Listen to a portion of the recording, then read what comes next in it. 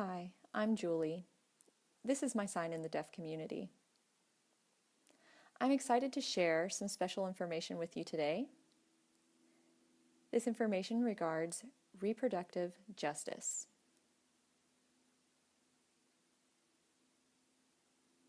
I'll explain what that term is more throughout the video. First, what is reproductive health?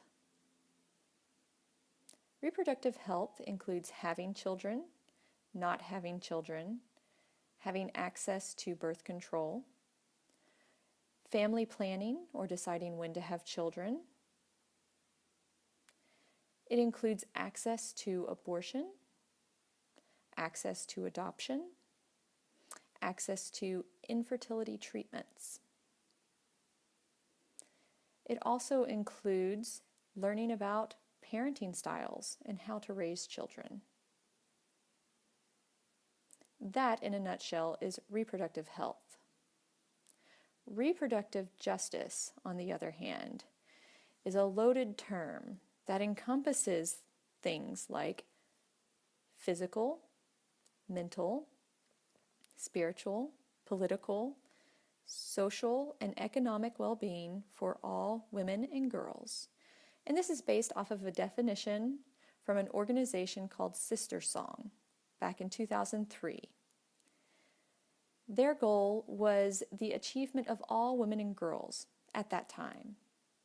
Now, the new definition of reproductive justice includes the protection and achievement for all people who have access to areas of physical, mental, spiritual, political, social, and economic services as it relates to reproductive health.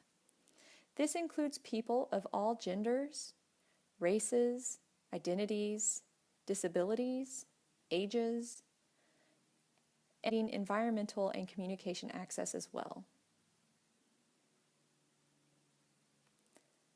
So what do we do in reproductive justice? We educate, we speak out. We get involved in our local, state, and federal politics in fighting for reproductive access for all people. We advocate for the right to birth control, as well as access to abortion and access to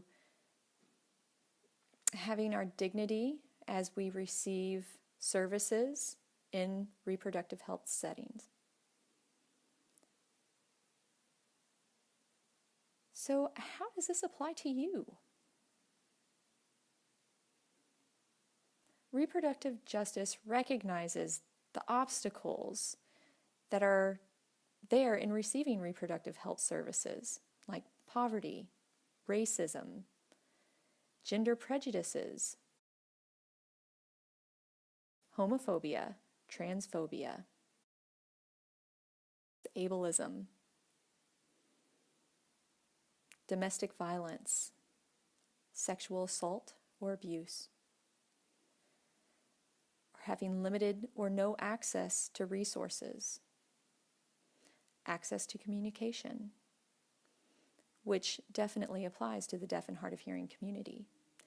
All of these groups want access to reproductive health services, and they're trying to get it. Now, what does this mean for reproductive justice in the deaf and hard of hearing communities? We need to have access to all the workshops and trainings and events going on about this topic. The people involved in these organizations need to make sure they are providing access in a place where the deaf community has a voice.